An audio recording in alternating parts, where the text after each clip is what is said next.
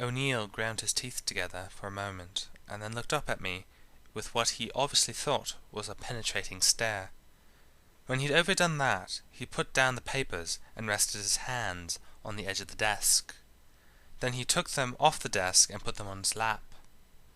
Then he got annoyed with me for having seen him carry out this awkward procedure. "Mr. Lang," he said, "you realize where you are?" He pursed his lips in a practiced fashion. "Indeed I do, Mr. O'Neill. I am in room C188. "You are in the Ministry of Defence." Jolly nice too. Any chairs about?" He glared at me again, and then flicked his head at Solomon, who went over to the door and dragged a reproduction Regency thing to the middle of the carpet. I stayed where I was. "Do sit down, Mr. Lang." "Thanks, I'd rather stand," I said. Now he was genuinely thrown. We used to do this kind of thing to a geography teacher at school. He'd left after 2 terms to become a priest in the Western Isles. "What do you know, please, about Alexander Wolff?" O'Neill leaned forward with his forearms on the desk, and I caught a glimpse of a very gold watch, much too gold to be gold. "Which one?" He frowned. "What do you mean, which one? How many Alexander Wolffs do you know?" I moved my lips slightly, counting to myself. 5. He sighed irritably. "Come along. 4B. Settle down." "The Alexander Wolff to whom I'm referring," he said, with that particular tone of sarcastic pantry that every Englishman behind a desk slides into, sooner or later, "has a house in Lisle Street, Belgravia." "Lisle Street? Of course!" I tutted to myself. 6 then? O'Neill shot a look at Solomon, but didn't get any help there. He turned back to me with a creepy smile. "I'm asking you, Mr. Lang, what do you know about him?" "He has a house in Lisle Street, Belgravia," I said. "Is that any help?" This time O'Neill tried another tack. He took a deep breath and exhaled slowly, which was meant to make me think that beneath that chubby frame there lurked an oiled, killing machine, and for 2 pins he'd be over that desk and beating the life out of me. It was a pathetic performance. He reached into a drawer and pulled out a buff folder, then started angrily flicking through its contents. "Where were you at 10:30 last night?" "Windsurfing off the Ivory Coast," I said, almost before he'd finished speaking. "I'm asking you a serious question, Mr. Lang," said O'Neill. "I'd advise you most strongly to give me a serious answer." "And I'm telling you it's none of your business." "My business?" he began. "Your business is defence!" I was suddenly shouting. Genuinely shouting. And out of the corner of my eye I could see that Solomon had turned to watch. "And the thing you're being paid to defend is my right to do whatever I want without having to answer a lot of fucking questions." I dropped back into a normal gear. "Anything else?"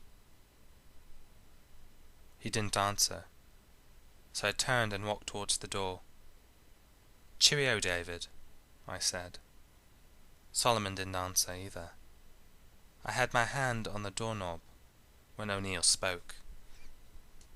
"Lang, I want you to know that I could have you arrested the second you leave this building." I turned and looked at him. "For what?" I suddenly didn't like this. I didn't like this because for the first time since I came in, O'Neill looked relaxed. "Conspiracy to murder." The room was very quiet. "Conspiracy," I said. You know how it is when you're caught up in the flow of things. Normally, words are sent from the brain towards the mouth, and somewhere along the line, you take a moment to check them. See that they're the actual ones that you ordered, and that they're nicely wrapped, before you bundle them on their way towards your palate and out into the fresh air. But when you're caught up in the flow of things, the checking part of your mind can fall down on the job. O'Neill had uttered 3 words, Conspiracy to murder. The correct word for me to repeat in an incredulous tone of voice would have been murder. A very small and psychiatrically disturbed section of the population might have opted for the word too, but the one word out of 3 I most definitely should have not chosen to repeat was conspiracy. Of course, if we'd had the conversation again, I'd have done things very differently. But we didn't. Solomon was looking at me, and O'Neill was looking at Solomon. I busied myself with a verbal dustpan and brush. What the hell are you talking about? Have you really got nothing better to do? If you're talking about that business last night, then you should know, if you've read my statement, that I'd never seen that man before in my life, and I was defending myself against an illegal assault, and that in that course of the struggle he hit his head. I was suddenly conscious of how limp a phrase that is. The police, I continued, declared themselves fully satisfied and... I stopped. O'Neill had leaned back in his chair and put both hands behind his head. A patch of sweat the size of a 10-pence piece showed at each armpit. Well, of course they would declare themselves satisfied, wouldn't they?